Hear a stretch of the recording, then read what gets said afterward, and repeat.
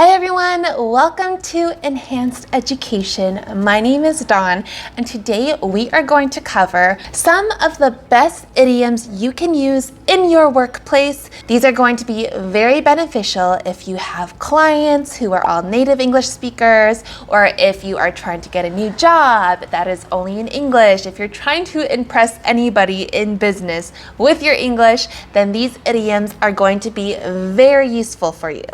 So let's get to number one. Number one is cut corners. So to cut corners means to do something easier. Usually you are literally cutting a part off of the plan so that you can have an outcome quicker. Sometimes this is used for money. So for example, we had to cut corners so that we could save more money. Maybe that means that you are canceling some subscriptions that you don't use anymore. Maybe that means that you're not going to spend, I don't know, $10 every day for coffee. Like those kinds of things. You are cutting corners, cutting some information out so that you can have a faster outcome. Now, that was a positive example. Cutting corners can also be in a negative way. So maybe you have a construction building and maybe they were just trying to get the job done fast. So they cut corners by not taking the time and patience to make sure everything is a-okay. And by cutting corners, maybe they have a bad outcome. Maybe some water pipe bursts. Maybe people are having problems with like the ceilings, like things are falling apart. Why? Because the construction workers cut corners. You don't cut corners. You do it the right way. All right, the next one is, it's not rocket science. So when somebody says it's not rocket science, it means that it's not hard. It's not something too difficult to manage or to do. So maybe you are in a meeting and you are having a debate with other people who are saying like, okay, we need to be able to do A, B, C, X, Y, Z. And then somebody else says, hey, it's not that complicated. It is not rocket science. We should be able to do this. So that's the idea. When you're trying to express that something is not that difficult, it's not rocket science. It's not rocket science, Castleman. The next one is get the ball rolling. So when you say, let's get the ball rolling, that means let's get started. Let's keep doing this. And so sometimes you would use this like when you're planning something. So maybe you have a big project. Maybe it's a construction building. I don't know why I'm thinking about construction so much today. But if we have a construction building, they need to get the ball rolling if they want to finish by, I don't know, 1 year from now. So to get started, they need to get the ball rolling. Okay, let's keep the ball rolling. The next one is on the back burner. So when we say that something is on the back burner, that means it is not a priority. And so this is extremely useful in any kind of business because literally anybody who has to deal with different tasks for the day, maybe you're like, oh, I didn't get to that. It's been on my back burner. So meaning like it's been a low priority today. I didn't even think about it yet. And so it's on the back burner. I'm not going to do it today. Cat and Charlie seems like a company to track, but for right now, let's put it on the back burner and keep looking. This next one is, again, very useful, and it is up to speed. When you mean that you are up to speed with something, that means that you have all of the information that is needed. You are up to date. You are up to speed. You know all the information that you need. So for example, maybe you are sick for a couple of days, and so you missed a lot of work, and you go into the next meeting and you say, hey, can somebody get me up to speed? Like, can somebody update you on what has happened in the last few days that you were sick? So get me up to speed. There's a lot we'll have to bring you up to speed on if you're in.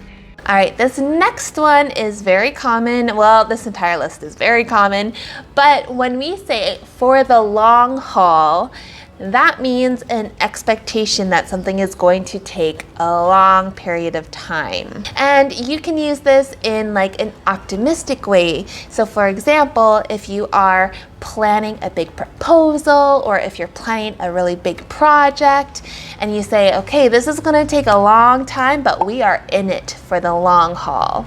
Like we are here, we are committed for this long period of time. We are here for the long haul. Once again, it appears virtue is too great a strain for the long haul of the campaign.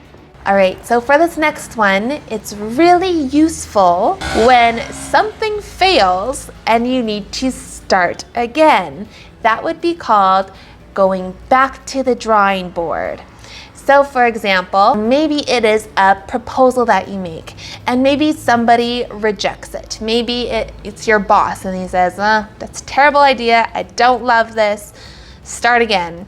And then maybe you go back to your team and you say, okay, it's back to the drawing board. Meaning, okay, let's start again. Let's start planning this. Let's start restructuring things. We are back to the drawing board. You might have to go back to the drawing board.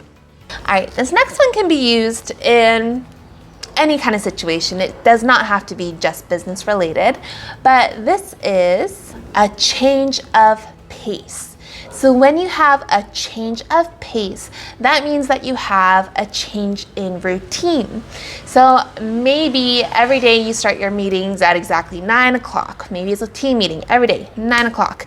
And then you have lunch every day, 11. Then you go to the gym, whatever it is. And then you're like, okay, new year, new me, I'm going to do a little change of pace. So maybe you will go to the gym at, I don't know, after work.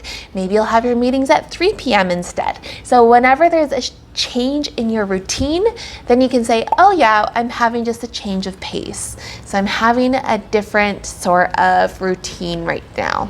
It'll be a change of pace. All right, this next one is very interesting. It is jump the gun. So we have nothing to do with guns in this expression, but when you say it, when you say, I think I'm just gonna jump the gun, that means that you are going to do something that is a little bit too early. And usually when it's something too early before it's the right time. So for example, maybe you have a deadline and it is for the end of the month and you say, okay, I'm just gonna jump the gun and submit it 2 weeks early.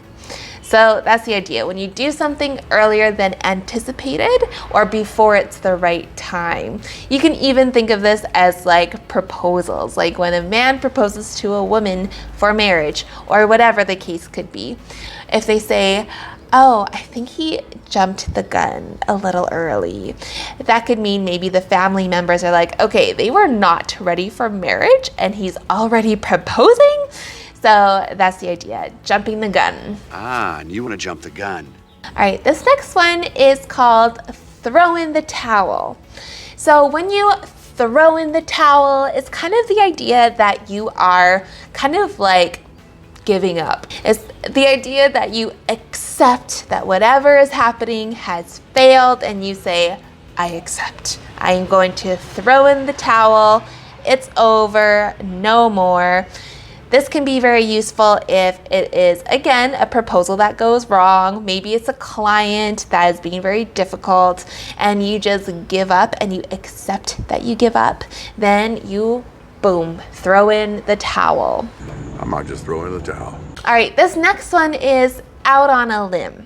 So when you're talking about something and you say like, okay, I'm going to say this something that's like kind of controversial, maybe it's a little risky, but I am going to go out on a limb and say it anyways. So it's kind of the idea that you're like, I'm just gonna say it, like I'm going out on a limb. And so that is the idea. When you say something that is maybe a little risky, maybe a little bit taboo or whatever it is, maybe something that you know your audience is not going to like resonate well to, then you can say, I'm just gonna go out on a limb and say it. I'm just gonna go out on a limb and say that this is a terrible idea. This is awful. ABC, XYZ, like stop doing this, like something that's very risky that maybe the other person doesn't necessarily want to hear. I went out on a limb. All right, so this next one is when you miss the mark. It means that you failed to do the intended goal. So for example, if you're practicing your English and you're like, okay, I have this goal for maybe next month. Next month happens and then you missed the mark. You did not achieve your goal on time. And so that is when you can use it in a business setting as well, like I missed the mark on when my proposal was due, or I missed the mark on my presentation because they wanted to hear this thing and I said this thing instead. So you missed the mark. All right, this next one is one of my favorites, and it is raise the bar. So when you raise the bar, that means that you have an expectation that you want to make a little bit higher. So you have this expectation that you're like, okay, maybe I'm going to practice English every day, but then maybe that's not good enough. So you need to raise the bar. Maybe that means making more friends who only speak English. Maybe that means that you are going to use more resources. So raising the bar. But don't you think it's time to raise the bar a little? Huh? All right, so that makes all of these fun idioms that you can use in the business place. So when you practice them, trust me, you are going to sound so professional. You are going to sound so much more fluent in your English as long as you use them. And so if you love this video, be sure to share it with somebody who is also learning English. Subscribe, like, all the things. I will see you next time. Bye.